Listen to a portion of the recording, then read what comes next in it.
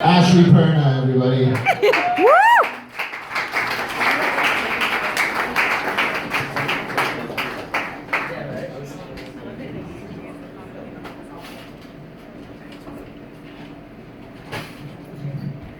Sorry, I need my notes so bad. So, as we speak, well, I guess as I speak and you guys all listen, I'm actually dealing with a hardcore case of agoraphobia, which is a fear of strangers and crowds and generally leaving the house. So, just so you guys know, this set is brought to you by Weed and Ativan. Thank you. Agoraphobia joins some other dysfunctional brain babies that I've got going on.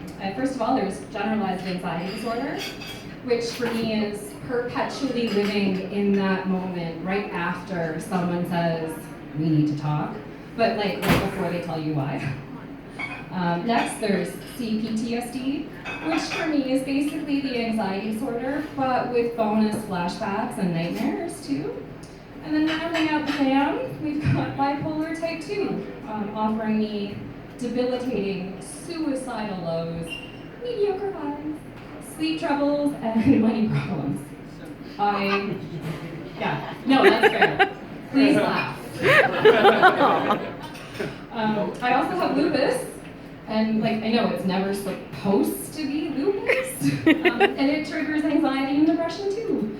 And I know what you're thinking, and yes, my medication budget does exceed my rent. I've been dealing with mental health for the past, since birth. Yeah. My brain never really did catch on to that whole properly producing and dealing with brain chemicals thing. In fact, my earliest memory is of being a child and having a panic attack in school because I was suddenly terrified that something bad was going to happen to my family. And that feeling that something bad is going to happen has followed me ever since. And because, to quote the Princess Bride, life is pain, and anyone who tells you otherwise is selling you something. Bad things do happen, and my anxiety has often been right. And fuck, that bitch never lets that nonsense go. I've lived through heartache, the death of loved ones, rape, abuse, homelessness. So, she's got a lot of fuel. And I've responded to her with suicide attempts and self-harm and countless relapses, and more importantly, countless recoveries.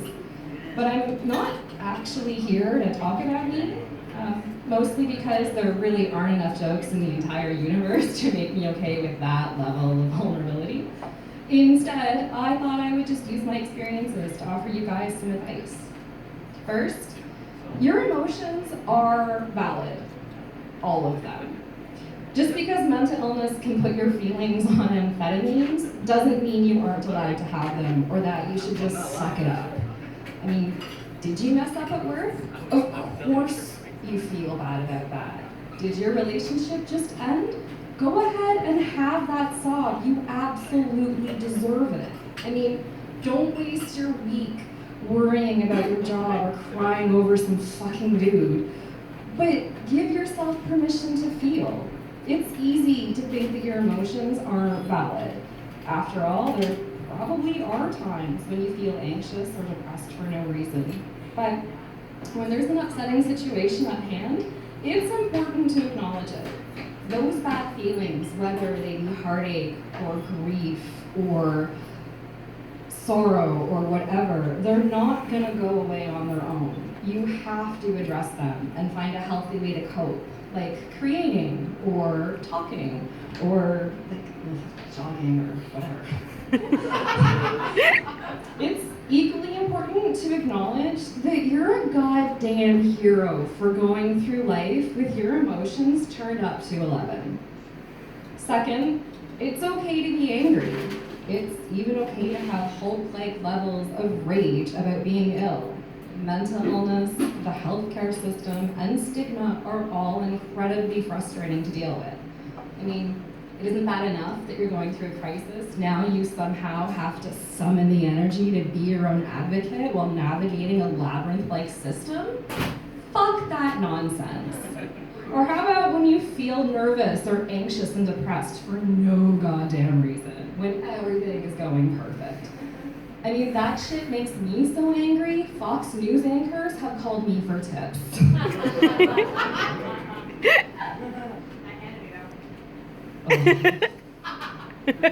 Worse than jogging. And that rage is 100% justifiable. You don't need to feel guilty about being angry. Instead, channel it. Rant about it. Talk to your pet about how you feel. Express it in healthy ways so it doesn't consume you. Third, everyone here will tell you to reach out. And that is absolutely crucial advice. Find some clever wording, get it cross-stitched on Etsy, and hang it on your wall forever. But remember to keep reaching out. Our mental health care system is sorely underfunded and frequently functions about as well as the ice cream machine at McDonald's. You know, infrequently and never when you need it. So it's exhausting and hard and utterly unfair, but you have to keep reaching out. And if you can, ask a friend to be your advocate. I know that I wouldn't be alive if it weren't for a friend of mine reaching out for me and making that call. Fourth, you also have to keep reaching out because your mental health needs are going to change. Remember that you don't only deserve help when you're in crisis. You deserve help to maintain your stability too. You need to insist on that, like it's extra guac, or cheese, or bacon. Fourthly, don't ignore self-care. You may think of it as coloring in a closet with fairy lights and Netflix, and don't get me wrong, that sounds like fucking heaven, and does have its place, but self-care is so much more. It's waking up on time, and eating, and showering, and getting yourself ready for the day, and doing those things that you need to do to stay alive. And it can feel impossible or even pointless at times, so reward yourself for doing what you can, like washing one fork or running a comb through your hair. And avoid beating yourself up. It is so easy to say, I should have done this, or I shouldn't have done that. Don't should all over yourself. Instead, treat yourself the way you would a friend. As one of my doctors used to say, be good to my friend Ashley. Only, replace my name with your name there.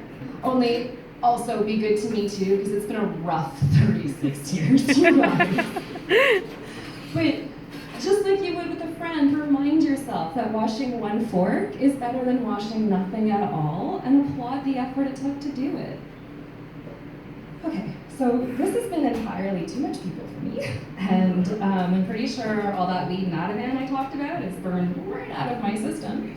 But before I run off to replenish my internal supply, outside, I am going to leave you with the most important piece of advice you are ever going to receive. Use the good tissues. I'm serious.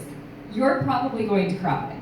Maybe you did spend that week anxiety vomiting about the mistake you made at work, or sobbing your eyes out over that fucking dude. And I'm not judging. Maybe mental illness is making you sad for no reason at all. You may lose jobs and get rejected and experience pain. Life is kind of shitty like that. But your face doesn't also have to hurt. Don't martyr yourself by using the cheap stuff that scratches the hell out of your eyes and makes this part of your nose bleed. You are dealing with intense emotional pain, and you are my fucking hero for carrying on through it. So trust me, you deserve the good tissues. Thank you guys.